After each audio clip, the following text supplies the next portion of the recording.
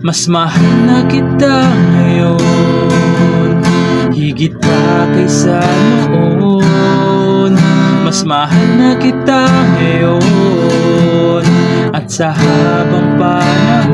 Hello mga ka-idol! So ngayon, meron akong ituturo sa inyong napakagandang kanta. Ang title pala nitong kanta ay yung Mas Mahal Na Kita Ngayon by Michael V. So sigurado ako, alam nyo naman tong kanta na to. Napakaganda nito mga ka-idol. So doon muna tayo sa kanyang strumming pattern, okay? So yung strumming pattern na gagamitin natin is ganito lang. Down, down, up, up, down, down. Okay? Pag yung chords naman ay nasa loob ng open close parenthesis, dalawang down lang, lilipat agad. Okay? So, proceed na tayo doon sa kanyang verse. So, yung verse niya rito mga ka-idol is F na walang open close parenthesis. Ayan yung F, nakabar sa first fret. Sa second fret, third string.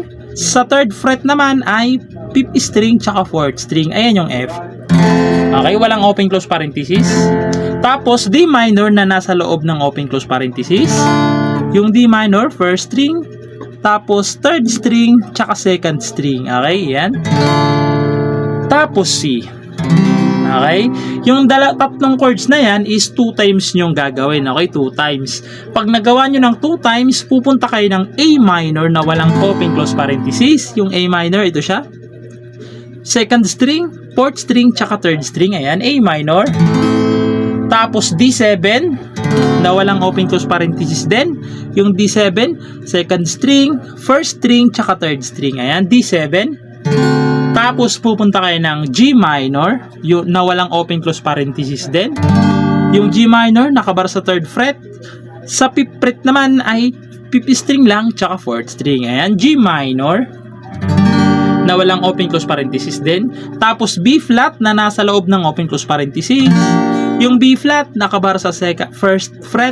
Sa third fret naman ay second string, third string, tsaka fourth string. Ayan, B flat. Tapos C na nasa loob ng open close parenthesis din. Tapos F ulit na nasa loob ng open close parenthesis din. Okay?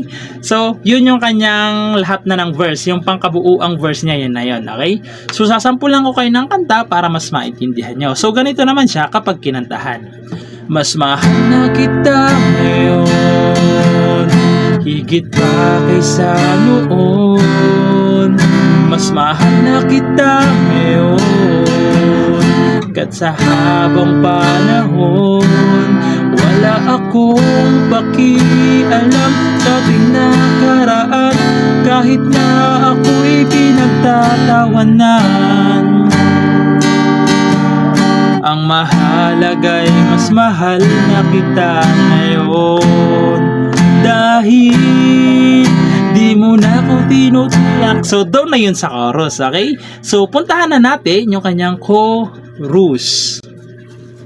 So yung chorus niya dito mga ka-idol is C na nasa loob ng open close parenthesis.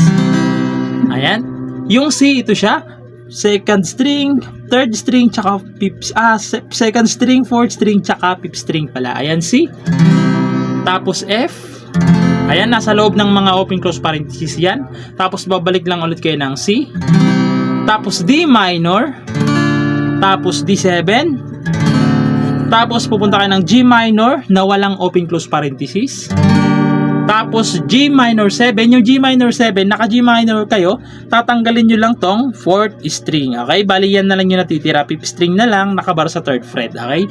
G minor 7 na may open close parenthesis. Tapos C. Okay? Yung mga chords na yan is 2 times yung gagawin. Okay? Same lang yan sila. 2 times yung gagawin yung chorus na yan. Pag natapos kayo ng 2 times, pupunta kayo ng D minor na walang open close parenthesis. Tapos babalik kayo ng G minor. Tapos B flat na may open close parenthesis. Tapos C na may open close parenthesis. Tapos F na walang open close parenthesis. Okay? So, sasampulan ko kayo ng kanta, ay ng chorus pala para mas maintindihan nyo. So, ganito naman siya kapag kinantahan.